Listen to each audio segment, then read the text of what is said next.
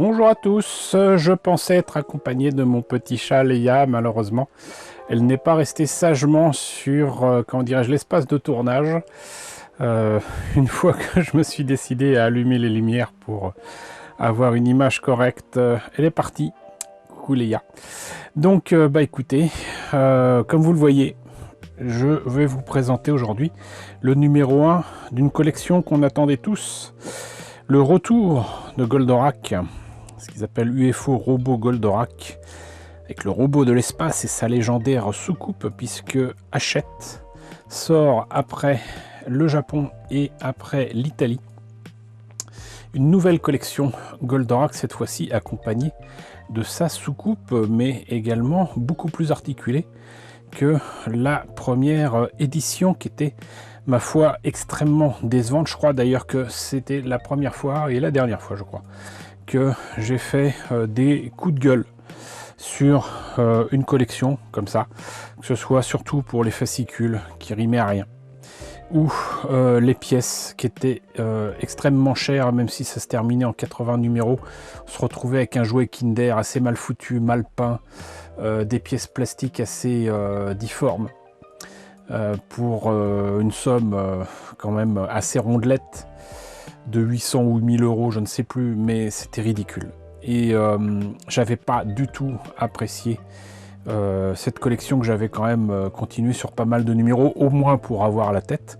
Et il se trouve que cette nouvelle collection commence justement assez fort, avec non seulement une bonne partie de la tête, hein, elle n'est pas complète, mais très clairement la totalité des pièces nécessaires pour faire les cornes. Et ça, je trouve ça vraiment très agréable et très sympathique d'avoir tout ça à disposition. C'est complété, comme vous le voyez ici, de pièces électroniques pour allumer les yeux, c'est-à-dire qu'il y a quand même une partie des pièces nécessaires pour l'intérieur de la tête, et même un boîtier pour mettre les piles et le câble pour vérifier que tout cela fonctionne. Il y a même un tournevis.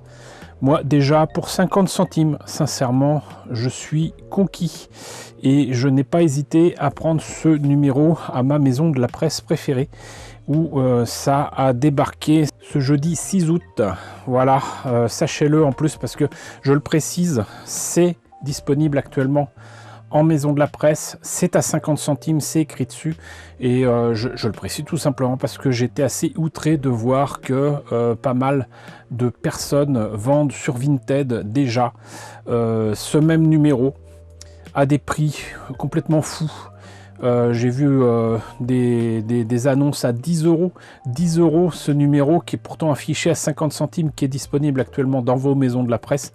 C'est ridicule, et ne tombez pas dans le panneau, s'il vous plaît. Ce n'est pas rare, c'est disponible dès maintenant, donc si ça vous intéresse, si vous voulez voir ce que ça donne, ça coûte pas bien cher, vous verrez exactement ce qu'il en est, et vous éviterez de mettre des sous-sous dans la poche de vos voleurs. Voilà, donc là je pense quand même que j'ai montré ce qu'il en était pour, j'allais dire, la face avant. On verra les pièces et le fascicule tout à l'heure. Mais n'oublions pas qu'avec ces gros cartons de premiers numéros de début de collection, les premiers numéros d'ailleurs commençant non pas toutes les semaines, mais d'habitude plutôt toutes les 2 semaines. Donc qu'est-ce qui est écrit? Robot de l'espace et sa légendaire soucoupe. Donc c'est bel et bien le robot Goldorak accompagné de sa soucoupe, dans lequel j'imagine il pourra tenir, sinon en morceaux, sinon complètement. Et un spectaculaire modèle 3D grand format exclusif. J'aime pas trop le fait qu'ils utilisent le terme modèle 3D, mais bon. 53 cm de hauteur, c'est clair que de toute façon on avait bien compris que c'était plus petit, et c'est logique, que la précédente collection. Même s'il y a quand même pas mal de gimmicks identiques, notamment le fait qu'on puisse enlever des pièces pour voir les mécanismes à l'intérieur. Le spacer, ils mettent, au lieu de spacer, avec un Z, ferait 95 cm de largeur. C'est quand même un beau bébé. Et si on en juge par donc l'image, la photo qui est là, même si c'est certainement un prototype, c'est quand même bien beau. Et puis il y a apparemment un socle certainement pour des abonnés premium, mais qui peuvent rappeler effectivement, comment dirais-je, les lumières, l'aspect justement ovni qu'il y a sous la soucoupe de Goldorak. Donc voilà. Sinon, de l'autre côté, par ici, on voit quand même de très belles images concernant la cabine d'Actarus. Voilà. Il y aura certainement la même chose entre la tête et la soucoupe. Je m'étais laissé dire là-dessus, mais bon. Les cornofulgures s'allument, ça on l'avait deviné. Donc je parlais de mécanisme intérieur. Voilà, mécanisme interne visible. Moteur photonique, je suis pas sûr que ça s'appelle des moteurs photoniques, mais ça s'allume également. Les planitrons peuvent figurer comme dans le dessin animé. Et les missiles gamma également, j'imagine que c'est pas articulé, c'est des choses qui se remplacent. Et nous avons une télécommande qui reprend les formes et surtout, j'allais dire le logo rouge de la soucoupe, avec tous les boutons qui permettront de faire les effets sonores et lumineux et les mouvements, des mouvements surprenants. Ça veut dire qu'il y a peut-être même des mécanismes là-dedans. Optofisseur, bon bah j'imagine que c'est les yeux. Cornofulgure, rétro-laser, lumière du vaisseau, mégavolt, siège mobile d'Actarus. Ah, ça je découvre. Je ne me rappelais plus qui ça faisait ça. Allumage des moteurs du vaisseau. Voilà. Impeccable. Si vous voulez en savoir plus, de toute façon, c'est écrit en dessous. Vous pouvez aller sur collectiongoldorak.com. Et sinon, donc ça présente le fascicule exclusif. J'ai un peu peur à ce niveau-là, avec des informations sur Gonagai, sur Goldorak, et puis un manga exclusif. La dernière fois, les planches et surtout les chapitres d'un numéro à l'autre ne se suivaient pas. C'était ridicule. Ne manquez pas votre numéro 2. C'est donc avec l'offre de lancement à 5,99. Ce sera dans 2 semaines.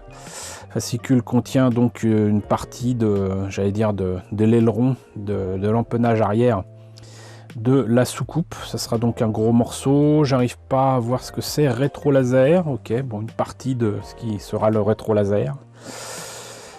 C'est étonnant parce que je vois des pièces jaunes. J'imagine que c'est l'intérieur du rétro laser. Il y a certainement la partie avant du spacer, d'accord.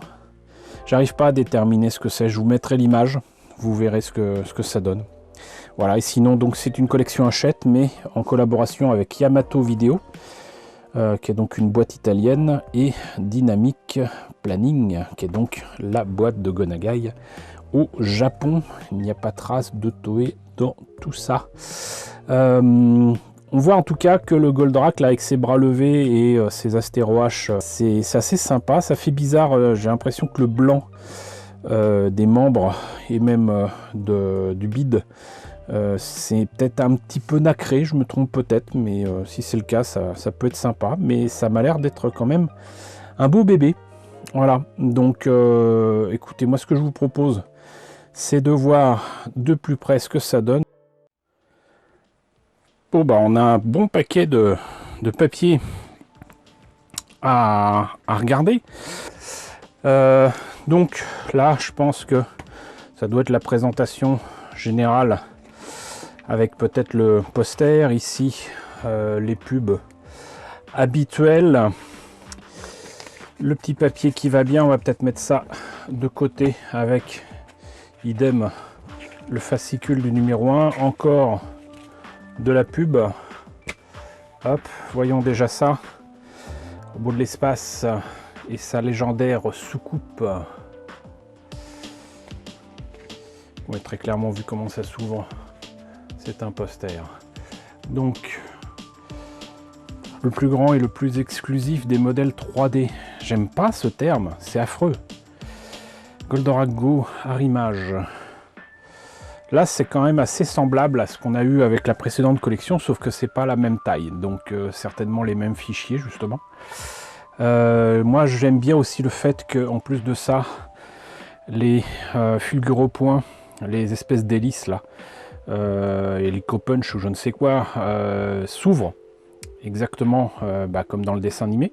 Donc ça c'est cool, il n'y a pas moyen de se dire ah bah faut remplacer par une pièce ou quoi, ça s'ouvre et ça reste tout à fait comment dirais-je, semblable au dessin animé sur l'avant-bras. Donc ça c'est vraiment très très cool.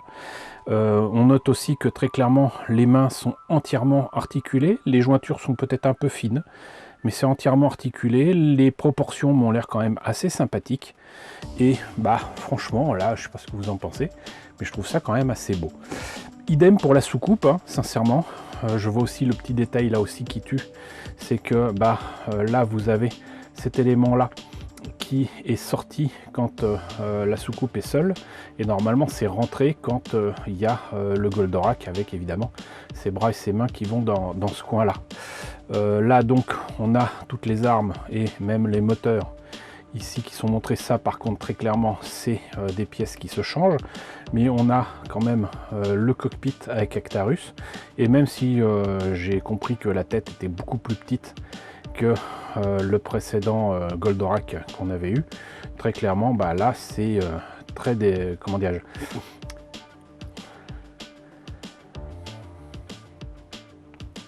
c'est très détaillé, même si là pour le coup je trouve quand même l'Actarus extrêmement mal peint, mais donc il y a des panneaux, il y a des machins et tout.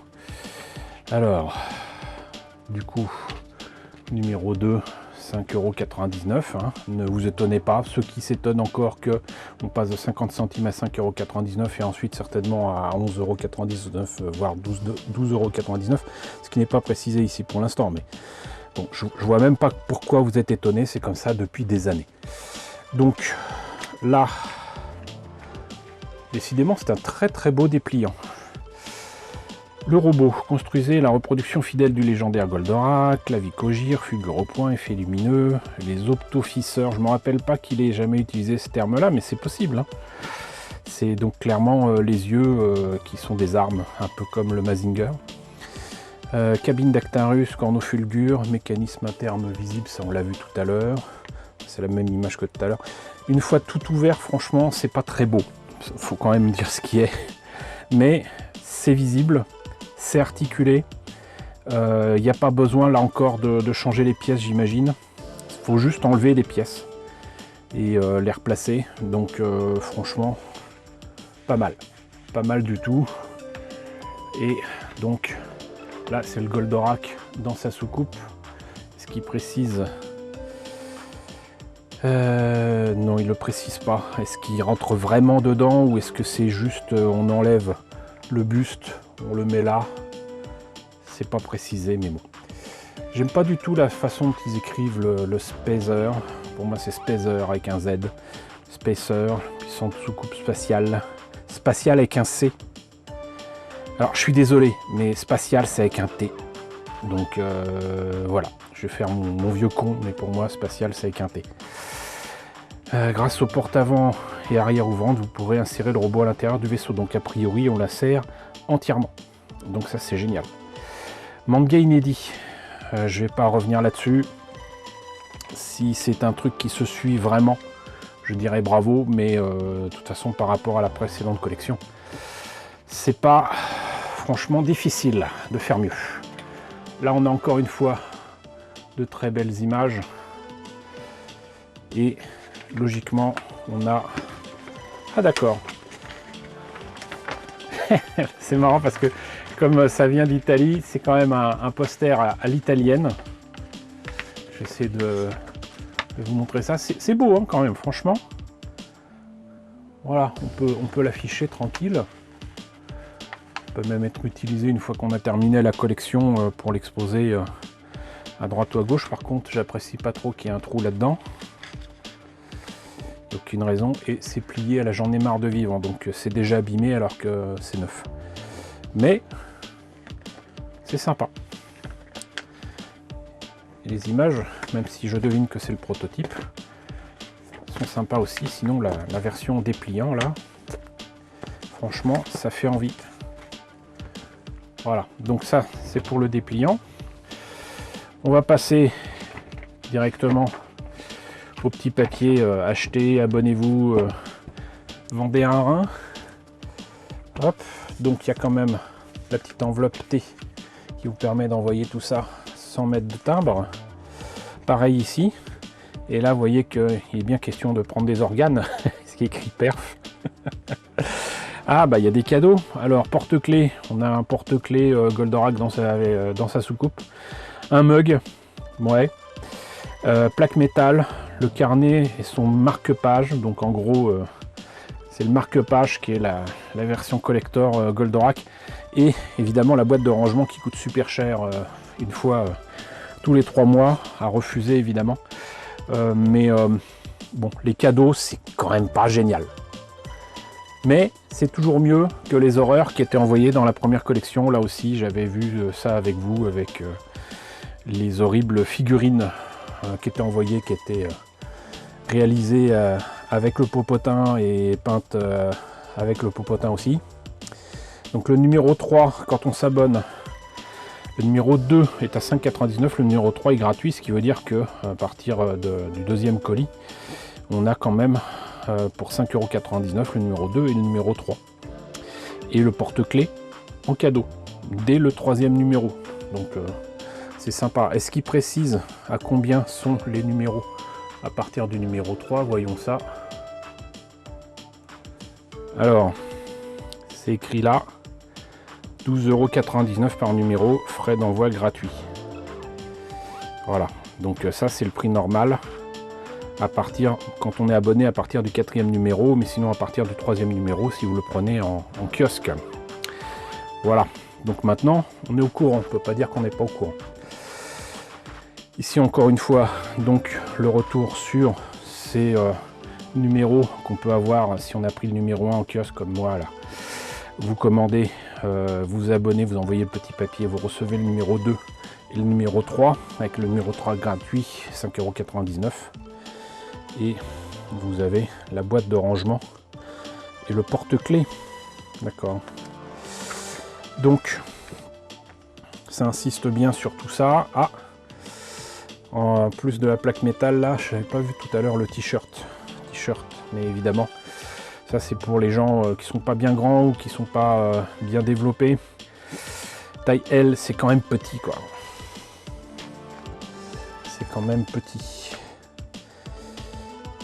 Donc on sait tout là. On peut pas dire qu'on ne sait pas. Souvent, pour ce genre de collection, il faut regarder dans les tréfonds de leur site internet.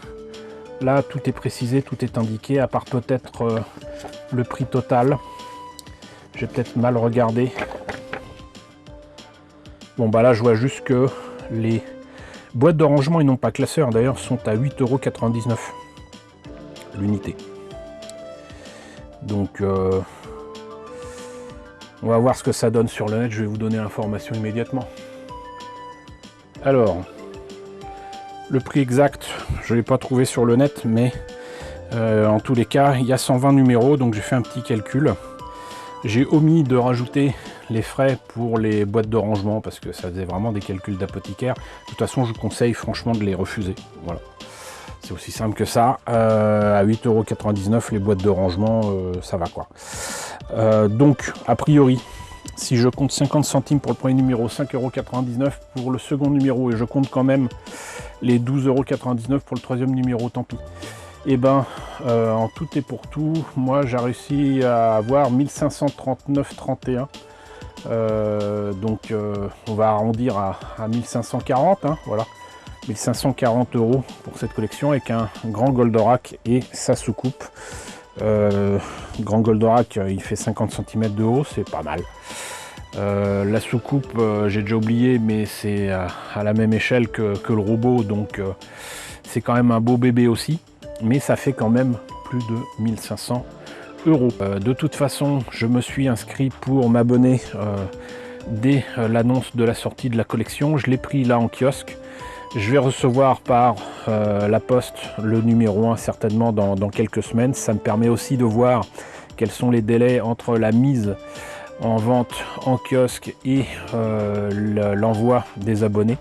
Et je n'irai certainement pas au-delà du deuxième colis avec le numéro 3. C'est juste pour vous le présenter à 50 centimes. Franchement, ça serait complètement idiot de s'en passer. En plus, on va le voir, les pièces sont quand même intéressantes. Mais pour justement en savoir un petit peu plus sur les pièces, autant passer au fascicule proprement dit, hein. Voilà, donc le fascicule du numéro 1 que voilà. On a donc encore une fois les mêmes images que tout à l'heure. Il les surutilise un petit peu, mais c'est pas vilain, donc on va pas se plaindre. Donc 50 centimes, hein. le répète.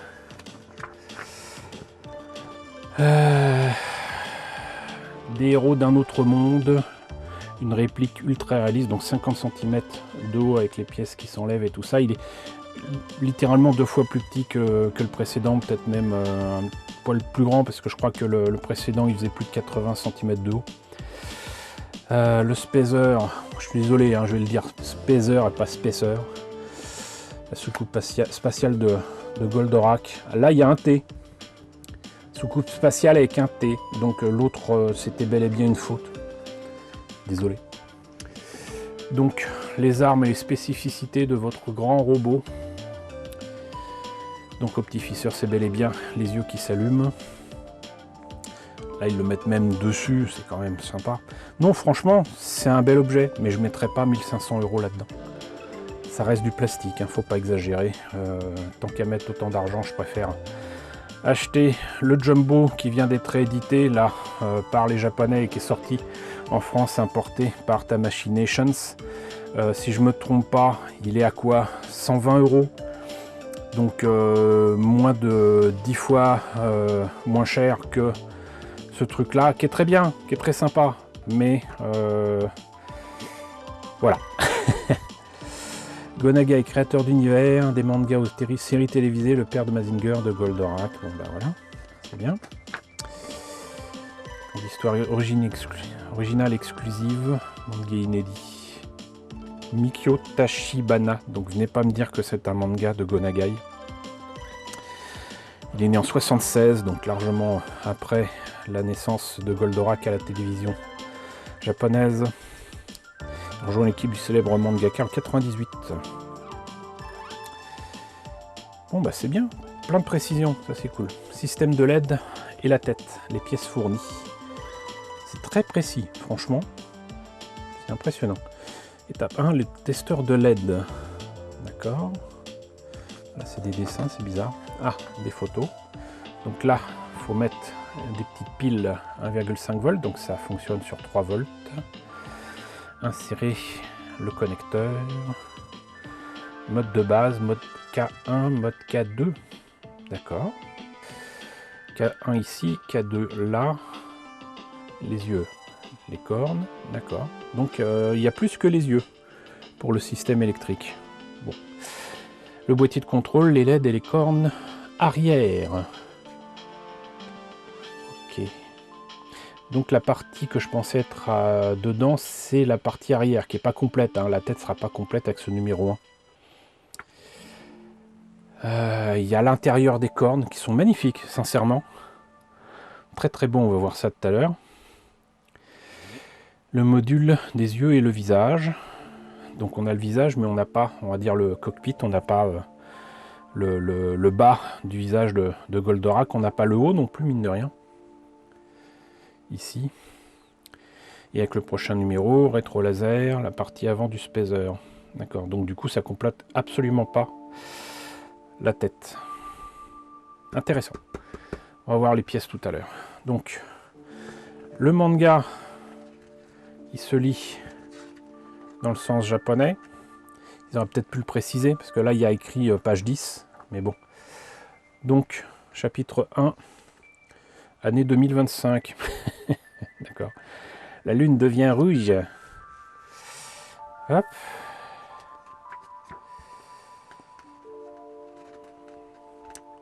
Pas très beau, hein. Un ovni. Hop. Oh, putain, le Goldorak, mais il est affreux. Qu'est-ce que c'est? Qu'est-ce que c'est que ça? Qu'est-ce que c'est que ça? Oh là là là là. Bah ça a beau être exclusif, c'est laid. C'est très très laid. Je suis désolé. Bon, on a vu pour le fascicule et les documents affiliés du numéro 1. Maintenant, il est temps de passer aux pièces proprement dites de ce numéro 1 et une partie de la tête. Alors, voilà les pièces. Bon, déjà, je les ai pas encore sorties, que je les trouve vraiment très belles. Mais vraiment. Et encore une fois, pour 50 centimes, j'avais pas à me priver de ça, parce que je suis tout à fait capable de me fabriquer le reste du bas du visage, ou de l'arrière, ou du haut, si ça m'amuse. J'espérais secrètement que ce soit la même taille et une version améliorée de la précédente collection. C'est pas le cas. Je ferai avec. En tout cas, l'aspect des cornes est magnifique. L'intérieur des cornes étant transparent, c'est magnifique. J'avais pas spécialement vu que les LED étaient du coup à la fois les yeux et les cornes. Donc ça, franchement, c'est quand même une excellente surprise. Et ça s'ajoute à ma satisfaction d'avoir un boîtier de test dès le numéro 1, quoi. C'est quand même vachement cool. Donc, j'ai préparé un peu les choses. Hop, un minimum quand même. Pour voir ce que ça donne. Hop, donc, regardez-moi ça. Moi, je trouve ça magnifique. Voilà. C'est peut-être parce que je suis né dans les années disco. Mais même là... Bon, alors évidemment, est-ce que ça permettra de voir à travers les cornes? On va voir ça. Bah écoutez, c'est sans appel. C'est à la fois opaque et transparent. C'est fantastique. C'est juste fantastique. Franchement, c'est cool. On a là donc le boîtier. Ici, j'imagine que c'est les vis. Alors, je suis juste un tout petit peu déçu parce que du coup, c'est dans des petits sachets, mais il n'y a pas moyen de récupérer les noms là, AP, BP et tout ça. Moi, j'aime les mettre dans des petits semainiers qu'on trouve notamment à Action. Et ça permettait de mettre à quoi correspondaient les vis. Mais là, c'est pas le cas. Mais on se débrouillera. De toute façon, c'est pas comme si je faisais la collection complète. Là, donc, de quoi brancher sur le circuit électronique. Je pensais qu'on aurait encore droit à un tournevis de précision de base. Non seulement c'est pas le cas, ça a l'air quand même assez sympa. Va falloir que je vois ce que ça donne. Mais il y a écrit Hachette dessus et tout. Ça tient bien. Franchement, même le tournevis est satisfaisant. Donc là, ici, on a ce système qui, avec les boutons qui sont là, donc encore une fois à 50 centimes le tout, là, rien que pour le circuit électronique et ce que ça peut faire, moi je suis ravi d'avoir un deuxième numéro dans pas longtemps. Donc les yeux, les cornes et tout ça, ça peut me servir pour pas mal de projets.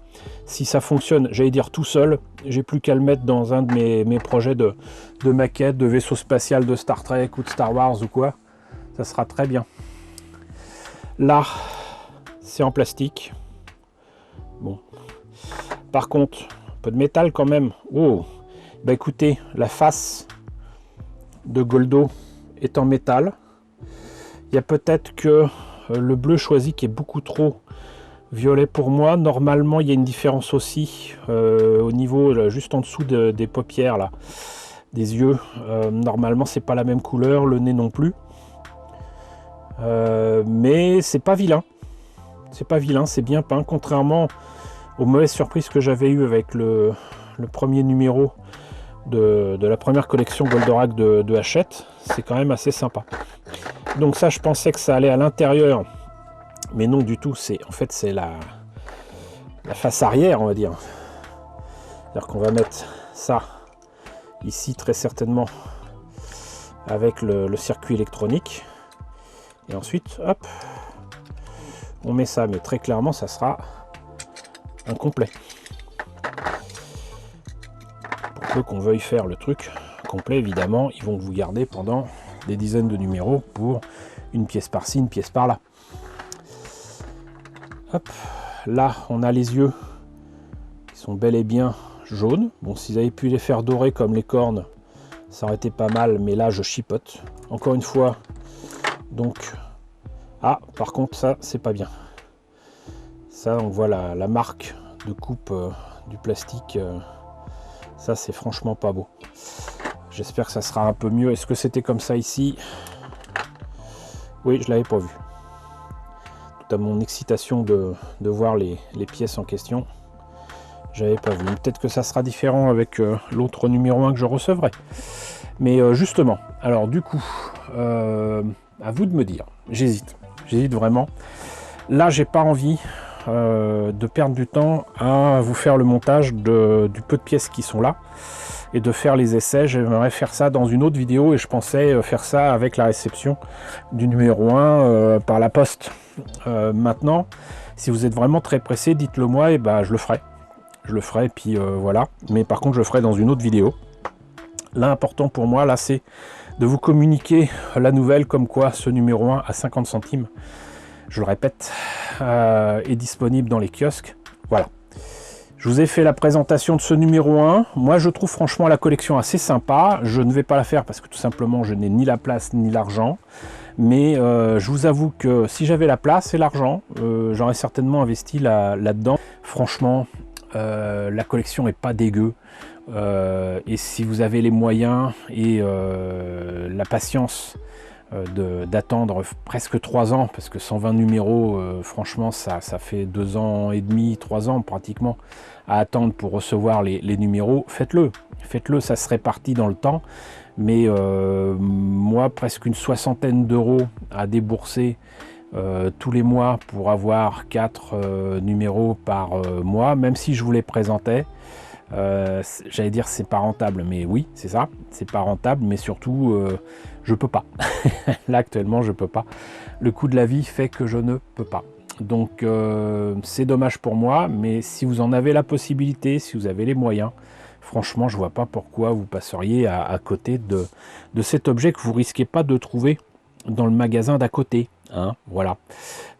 Donc bah écoutez, voilà, c'était la présentation de ce numéro 1 donc de Goldorak avec sa soucoupe, nouvelle collection de Hachette qui n'a plus rien à voir avec ce qui était sorti il y a quoi 7 ans 6 ans peut-être, je sais plus. En tout cas, j'espère que la présentation de ce numéro 1 de Goldorak vous a intéressé. N'hésitez pas à me dire ce que vous en pensez dans la section commentaires, n'hésitez pas à liker, n'hésitez pas à partager, n'hésitez pas à vous abonner si ce n'est pas déjà le cas. Coucou aux nombreux abonnés qui nous ont rejoints ces derniers temps. Coucou aux grands anciens qui me suivent depuis 10 ans. Merci à tous de votre fidélité, merci à tous de votre soutien sur Tipeee et sur Paypal. Surtout, prenez soin de vous. Je vous laisse avec la liste des contributeurs de la chaîne et je vous dis à très bientôt, je l'espère, pour la présentation des numéros 2 et 3 de Goldorak.